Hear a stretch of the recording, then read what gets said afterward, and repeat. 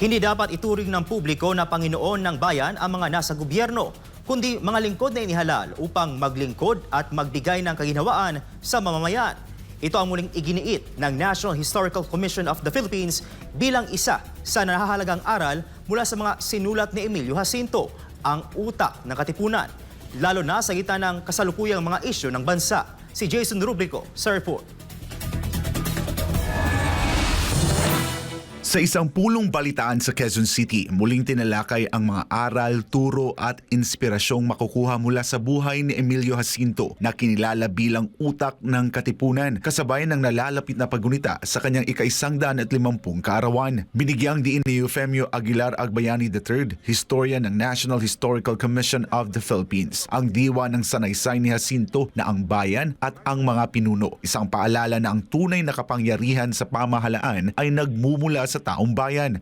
Lisanin nga natin sa pangungugaling dinadala ang dating paniniwala na ang mga pinuno ay Panginoon ng bayan at magaling ang lahat nilang pasya at gawa. Laging isa-isip at sabihin na ang kaginhawaan ng lahat ay siyan nilang tungkol upang huwag nilang makalimutan.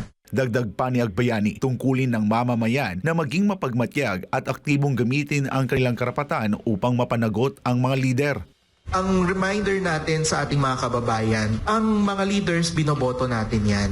Tayo ang, to quote a former president, tayo ang boss nila. May ginawang maganda, thank you. Purihin natin. May ginawang masama, huwag naman sabihin natin na we disagree. We don't want that. Namin yan.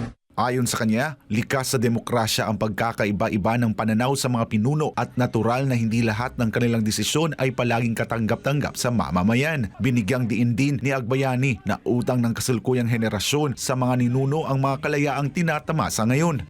Ang tugon dito dapat ng ating mga mamamayan, yayamang na ipanalo na ng ating mga ninuno yung karapatang bumoto, yung karapatang magsalita, karapatang magbigay ng kuro-kuro, ay anuhin natin, lubusin natin ang mga kalayaan, mga karapatan na ipinanalo ng ating mga ninuno. Binibigyang din ni Agbayani na dapat pakinggan at pagbigyan ang anumang kritisismo sa mga pulisiya ng pamahalaan dahil bahagi ito ng malayang pamumuhay sa isang demokrasya. Aniya, mahalaga ring kilalanin ang mga mabubuting nagagawa ng pamahalaan habang hindi dapat mag-atubiling punahin ang mga pagkukulang o hindi kanais-nais na hakbang. Sa huli, muling pinaalala ni Agbayani ang malinaw na aral ni Jacinto para sa mga nasa posisyon. Ang mga pinuno ay lingkod bayan. Sa mga civil servants at sa mga government officials, yan ang magandang reminder mula kay Emilio Jacinto.